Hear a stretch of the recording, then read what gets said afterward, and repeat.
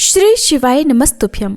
हर महीने के शुक्ल और कृष्ण पक्ष की त्रयोदशी तिथि के दिन प्रदोष व्रत रखा जाता है और जब प्रदोष व्रत मंगलवार के दिन पड़ता है तो ये भौम प्रदोष या मंगल प्रदोष कहलाता है।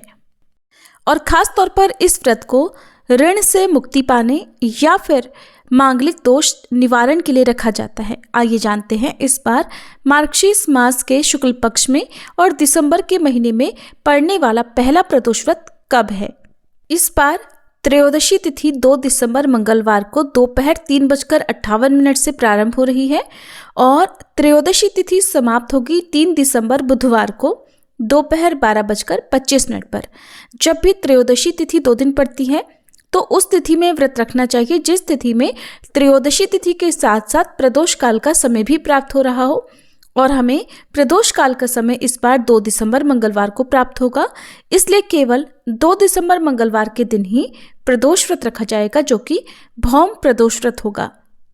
और 2 दिसंबर मंगलवार को ब्रह्म मुहूर्त सुबह 5:20 से 6:08 तक रहेगा। सूर्योदय होगा सुबह 6:56 पर, सूर्यास्त होगा शाम 5:36 पर। प्रातःकाल पूजा सुबह 5:36 से 6:57 तक कर सकते हैं। शिववास योग भी बन रहा है जो कि कैलाश पर दोपहर 3:57 तक रहेगा। इस दिन अभिजीत मुहूर्त सुबह 11:54 से दोपहर 12:37 तक रहेगा और राहु काल दोपहर 3 बजे से 4:30 बजे तक रहेगा। आइए अब जानते हैं प्रदोष काल के समय के बारे में, क्योंकि प्रदोष व्रत में मुख्य पूजा प्रदोष काल में की जाती है और इस दिन प्रदोष काल का समय शाम 4:51 से 6:21 तक रहेगा।